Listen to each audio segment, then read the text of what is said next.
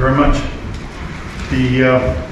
I'm representing the International Union for the Conservation of Nature, and most people have never heard of that unless you went to yesterday's presentation where David Welch talked a little bit about that and the Dark Sky Advisory Group that is grown out of that. This is a slide that David showed in his remote presentation, and essentially it's a very large organization. Things take a long time to get done. It took over 10 years to develop this particular book, which is aimed at being a guide, not so much a guide, I guess a guideline and specification in some respects for reducing light pollution around the world. Now there's a lot of commissions in the IUCN, and one of them is called the where is it now? World Commission on Protected Areas. So that's another layer, and then below that is the Dark Sky Advisory Group. So many layers and many layers of approvals required when trying to do anything. So it's taken a long time, a number of editors, but there's it's finally seen the light of day, which is nice to know. So what we've come up with a lot of writers. David Welch is the lead writer, myself, and a bunch of others from the U.S. National Park Service. Some of these names you'll remember, you'll recognize: Travis Longcourt and Carolyn Rick, Dr. John Hushaw here, and others as well. John Barrington, most people know. So this is a good practice guideline. Of course, as pointed out, guidelines aren't binding, but at a high level, if you have guidelines, people are more likely to accept them because they're coming from some influential, some knowledgeable group. Doesn't mean that they're knowledgeable, but that's the best you can do. If you default to looking at some of these higher level ones like the Australian one and so on, you've got a good chance it's gone through a lot of peer review. And it can be, what's nice about this, it can be downloaded free of charge from this URL. It comes down as a PDF. I've got a printed copy if you want to take a look at it a little bit later. Next slide. So what is it? It's a book, a PDF book, but a book nevertheless. And it's essentially endorses the concern about light pollution for a wide audience. What the heck does that mean? Well, that's bureaucratic speak, I think, saying that, hey, this is something that's going to help reduce light pollution if people are able to follow it. It prevents you from doing something stupid. It won't be ideal. As a guideline in a single book, there's so many different environments, niches, wildlife. You can't be concise about everything, but it's a good start. And then when it comes to specific species, then you can hone in on the details on how to minimize the impact of light and generate policies to affect them. The sources of information will come from Dark Sky International, the Royal Astronaut Society of Canada, and many others. So it's a compendium of a lot of information from a lot of people from around the world. And it comes up with best practices, so you can actually see what fits your community, and then also offers guidelines. And guidelines, not just that you should reduce light pollution at night, which for an engineer, I'm an engineer, that's totally useless. Because what do you mean? And an engineer can't afford to become a biologist and an ecologist to then solve the problem. You have to tell them how many lux, when do the lights turn on, when do they turn off, specifically what wavelengths should we be limited to. That's what an engineer can use. Most guidelines, they give you emote the idea behind how to reduce light pollution, but in some respects, you need to have specific numbers. Next slide. There's a number of chapters in it, and that essentially breaks things down into a number of different topics. The first one can be pretty well everything you've been hearing here at this conference will be covered in the first 4 chapters. Though there are other different perspectives that are offered in these chapters you might find interesting. But some of it is pretty well grassroots stuff that we're pretty well familiar with.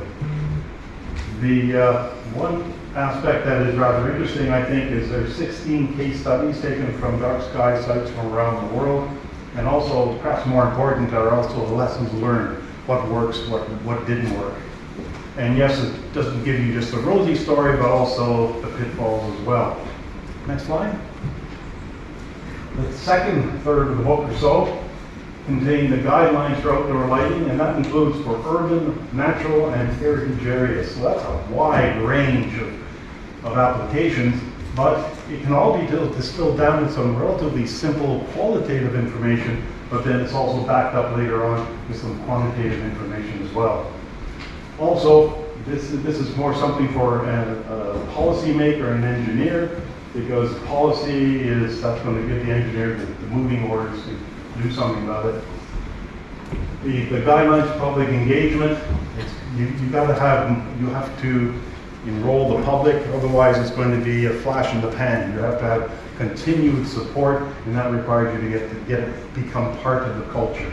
The local culture perhaps, but perhaps even the national culture. Policies and laws, what have other people done? And they're summarized here. And then finally, the closing remarks in the textbook. Next slide. In the book, I should call it textbook.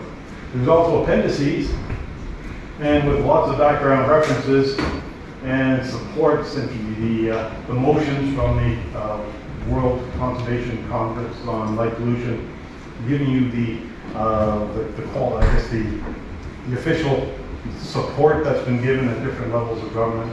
And there's some technical information in that, the actual spectrum of the lamps should be used, the recommended luminaire types, how you handle signage, because usually you put up a sign, you either can't see it or it's too bright.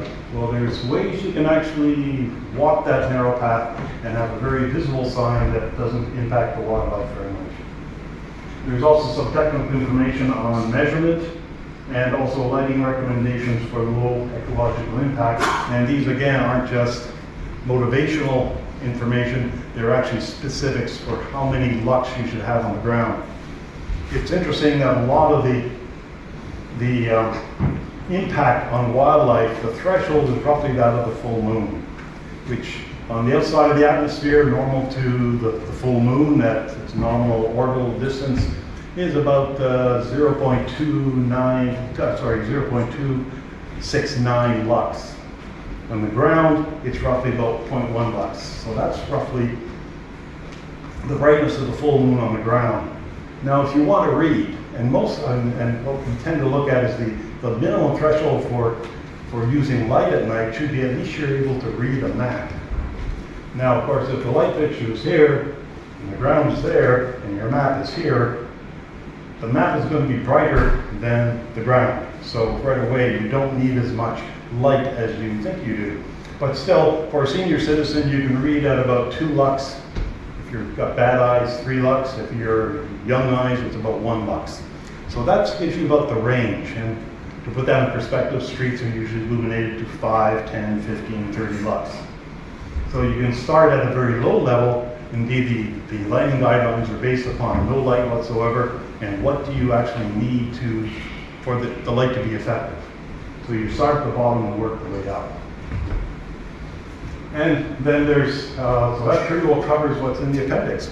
There's a lot, there's about 130 pages, so if there's more to it than what I'm explaining here. Next slide.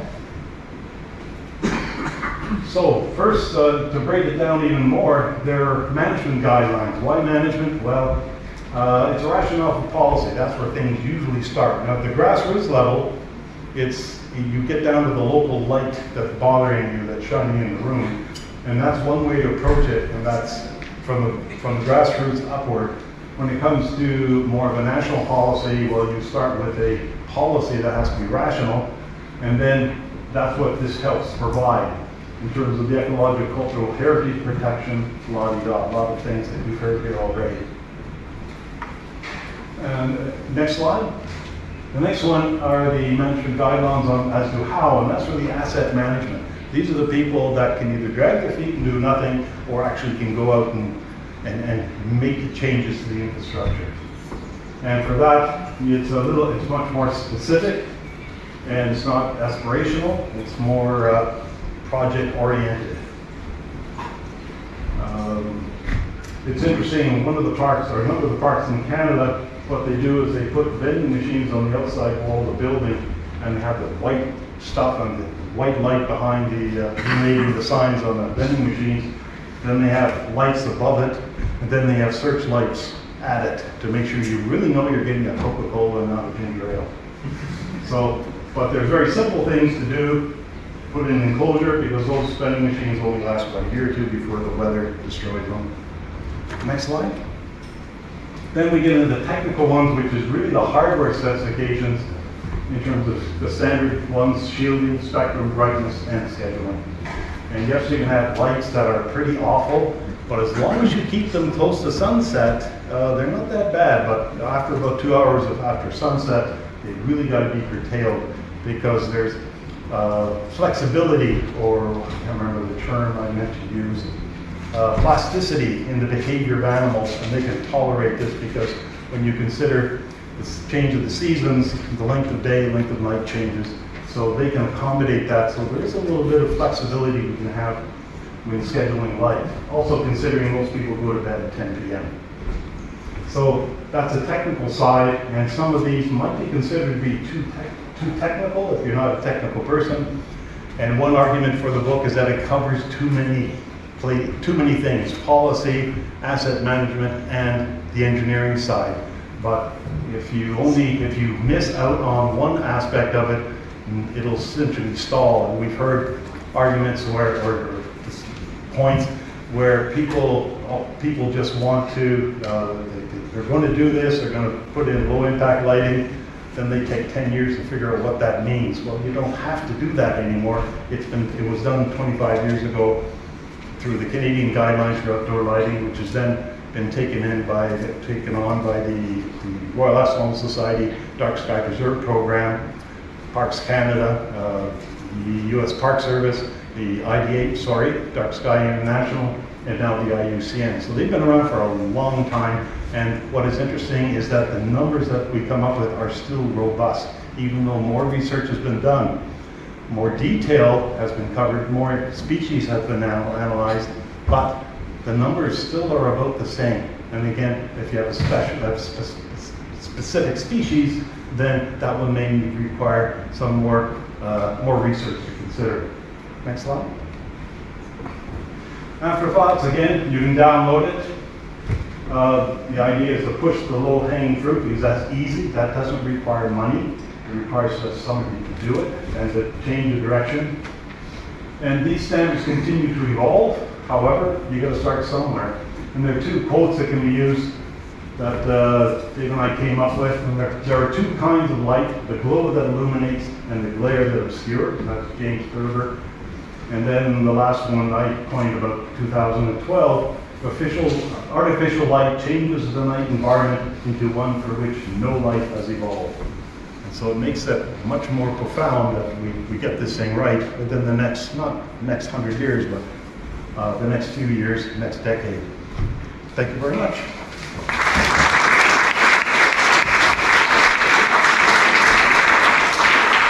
Thank you very much. We've got time for one quick question. Nice presentation, Robert. I've been numerous places in the world, and the most impressive place for light pollution control, in my opinion, is Sherburne in southern Quebec, Mount Megantic area. They did the right thing, and they actually solved the problem. I think the streets are incredibly well lit. You can read, as you say, the roads are safe, there's no glare, and there's no blue. It's because they use amber lighting and they have strict controls.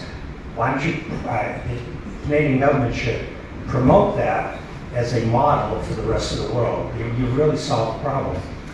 It has been solved, and what's curious is if you look after the shielding and the spectrum, and that's all you really have to look after, because there's an industry organization, the International Union for Conservation, International Illumination Engineering Society, that's it, in North America.